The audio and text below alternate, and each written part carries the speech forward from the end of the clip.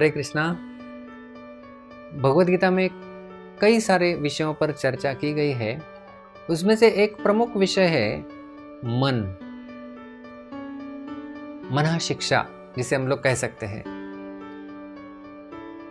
अर्जुन जब लड़ाई कर रहे थे तब उनकी मनस्थिति ठीक करने के लिए ही भगवान कृष्ण ने उन्हें गीता का संदेश दिया था।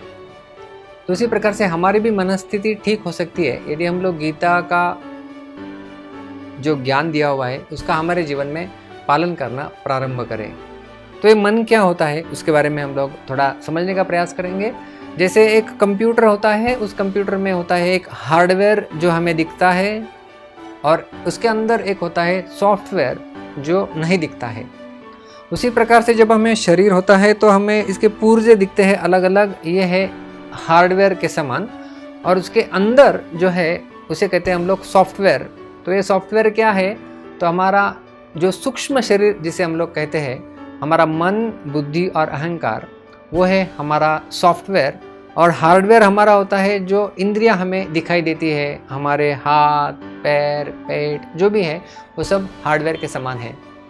कंप्यूटर में जब भी हम लोग कार्य करते हैं तो हार्डवेयर में थोड़ी बिगाड़ी आ जाए तो चल जाएगी, लेकिन सॉफ्टवेयर में बिल्कुल बिगाड़ नहीं चलता। आप लोगों ने फ़ोन का इस्तेमाल किया होगा। फ़ोन आपका दिखने में बहुत अच्छा है, लेकिन उसके अंदर यदि वो अपडेटेड नहीं है, सॉफ्टवेयर में कुछ करप्शन आ जाता है, कुछ वायरस अटैक कर देता है, तब उसका कार्य होना बंद हो जाता है। तो इसी प्रकार से हमारा जो मन है वो एक सॉफ्टवेयर के समान है। उसमें यदि कुछ वायरस आ जाता है तो व्यक्ति का जीवन इस हद तक बिगड़ सकता है कि कोई व्यक्ति आत्महत्या भी कर सकता है। इसलिए इस सॉफ्टवेयर को ठीक रखना बहुत ही महत्वपूर्ण है। मन क्या है? मन एक शक्ति है जिसके 3 प्रमुख कार्य हैं। एक है विचार शक्ति, भावना शक्ति और इच्छा शक्ति। जो भी सारे विचार आते हैं वो हमारे मन में ही आते हैं। मुझे ये करना है, मुझे वहाँ जाना है, मुझे ये खाना है, ये सारे विचार जो है वो हमारे मन में ही आते हैं। उसके पश्चात हम कृति करते हैं। दूसरा है भावना शक्ति। जो सारी भावनाएं मनुष्य जीवन की होती है वो उनका प्रकटीकरण मन में ही होता है।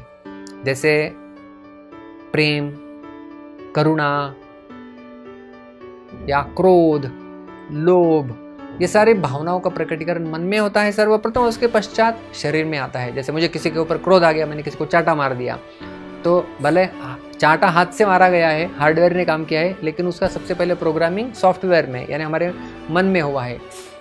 और तीसरा है इच्छा शक्ति कि कुछ करना है, हमें कुछ मुझे करना है, मैं ये कर सकता हूँ। वो इच्छा शक्ति जो है वो मन का ही भाग है। इस प्रकार से मन, उनका कार्य जो है वो 3 शक्तियों के आधार पर चलता है: विचार शक्ति, भावना शक्ति और इच्छा शक्ति। लेकिन यही मन यदि हमारे नियंत्रण में नहीं है तो हमारा सबसे बड़ा शत्रु बन सकता है। इसलिए उपनिषदों में कहा गया है कि मन एव मनुष्यस्य कारणम बंध मोक्षयो हो। मन एक मनुष्य के मोक्ष का भी कारण बन सकता है और उसके बंधन का भी कारण बन सकता है। इसलिए भगवद गीता में भगवान श्री कृष्ण बताते हैं, बंधुर आत्मात्मनस्तस्य येनात्मैवात्मना जितः अनात्मनस्तु शत्रुत्वे वर्तेतात्मैव शत्रुवत्। इसमें 6 अध्याय के 6 श्लोक में भगवद गीता के भगवान श्री कृष्ण बता रहे हैं कि मन एक व्यक्ति का मित्र भी बन सकता है और वही मन एक व्यक्ति का शत्रु भी बन सकता है। कैसे? क्या यह संभव है एक ही वस्तु, एक ही व्यक्ति किसी के मित्र और शत्रु बने? उदाहरण के लिए यदि हम लोग देखें, एक छुरी होती है जो कुछ काटने का काम करती है। क्या वो छुरी हमारी मित्र है या शत्रु है? तो वही छुरी यदि किसी वैद्य के हाथ में आ जाए और वो सर्जरी कर रहा है पेशेंट का, तो उसकी जान बचा सकती है वही छुरी। लेकिन वही छुरी यदि किसी चोर व्यक्ति के पास चली जाए तो वो किसी का खून भी उससे कर सकता है, तो वह हमारी शत्रु बन जाती है। तो छुरी हमारी मित्र भी नहीं है और शत्रु भी नहीं है। उसका प्रयोग कैसे हो रहा है उसके आधार पे हम लोग निर्धारित कर सकते हैं कि वो हमारी मित्र है या शत्रु। उसी प्रकार से मन यदि हमारे अच्छे कार्य के लिए नियंत्रण में करके हम लोग प्रयोग करें तो वो हमारा मित्र बन जाएगा, और यदि अनियंत्रण में है, नियंत्रित नहीं है, तो सारी समस्याओं की जड़ भी हमारा मन बन जाएगा। इसलिए मन के ऊपर नियंत्रण लाना बहुत ही महत्वपूर्ण है। मन के ऊपर नियंत्रण कैसे लाया जा सकता है? सर्वप्रथम सूत्र है कि हमारी बुद्धि को हम लोग तीक्ष्ण बना के मन को वश में कर सकते हैं। इसका अनुक्रम भगवद गीता के 3 अध्याय में भगवान कृष्ण ने दिया हुआ है। इंद्रियाणि पराण्याहुर इंद्रियेभ्यः परम मनः मनसस्तु परा बुद्धि यो बुद्धे परतस्तु सह। हमारी इंद्रियां जड़ वस्तुओं से ऊपर है, हमारी इंद्रियों से ऊपर है हमारा मन, और मन से ऊपर है हमारी बुद्धि। तो यदि हम लोग बुद्धि के द्वारा यदि मन के ऊपर नियंत्रण लाए तो मन नियंत्रित हो सकता है। जैसे हम लोग रात को अलार्म लगा के सोते हैं, तो सुबह जब अलार्म बजता है तो हमारा मन कहता है कि नहीं, मुझे नहीं उठना है, मुझे और अधिक सोना है। लेकिन जो बुद्धि होती है उसे अपना उद्देश्य पता होता है कि मुझे क्यों जल्दी उठना है। जल्दी उठ के मुझे पढ़ाई करनी है, जल्दी उठ के मुझे कुछ योगा करना है, जल्दी उठ के मुझे कुछ ध्यान करना है। तो ये हो गई बुद्धि जो किसी उद्देश्य से कार्य करती है। तो जब हमारी बुद्धि मन से हावी, मन से श्रेष्ठ जब हो जाती है, तब हम लोग मन के ऊपर नियंत्रण कर सकते हैं। तो बुद्धि को तीक्ष्ण, बुद्धि को और अधिक कुशल कैसे किया जा सकता है? वो है शास्त्रों का अध्ययन करके। जब हम भगवद गीता, श्रीमद् भागवतम आदि ग्रंथों का अध्ययन करते हैं, तब हमारी बुद्धि के ऊपर का जंग चला जाता है और बुद्धि शार्प हो जाती है, बुद्धि बलशाली हो जाती है। और ऐसे बलशाली बुद्धि से मन के ऊपर नियंत्रण प्राप्त करना बहुत सुलभ, बहुत ही आसान बन जाता है। यह है मन के ऊपर नियंत्रण करने का पहला सूत्र। मन के ऊपर नियंत्रण करने का दूसरा सूत्र है मंत्र। मंत्र यह शब्द 2 अक्षरों से बना हुआ है, जिसकी परिभाषा हम लोग दे सकते हैं, मननात् त्रायते इति मंत्रः। जो मन से हमें बचाए, मन से हमारी रक्षा करे, उसका उद्धार करे, वो है मंत्र। मननात् त्रायते इति मंत्र।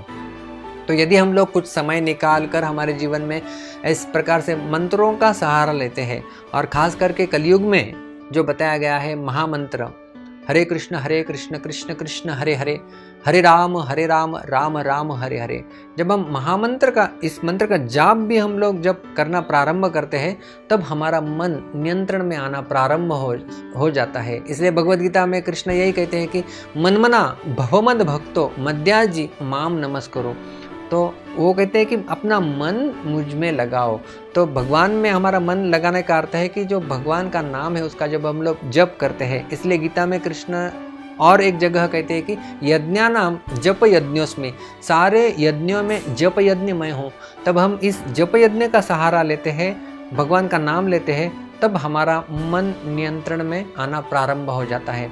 तो मन को यदि नियंत्रित करना है तो ये 2 सूत्र है। सबसे पहला सूत्र है कि हमारी बुद्धि को तीक्ष्ण करना है शास्त्रों के अध्ययन के द्वारा, और दूसरा भगवान के नाम का जप करके, मंत्र का जप करके हम हमारे मन को नियंत्रित कर सकते हैं। और जब हमारा सॉफ्टवेयर अच्छा हो जाएगा, तब हमारा हार्डवेयर भी अच्छे से फंक्शन करेगा और हमारी प्रोडक्टिविटी और बढ़ सकती है, और सारी मानसिक समस्याओं से हम लोग उभर के प्रगति की दिशा में अग्रसर हो सकते हैं। बहुत बहुत धन्यवाद। हरे कृष्णा।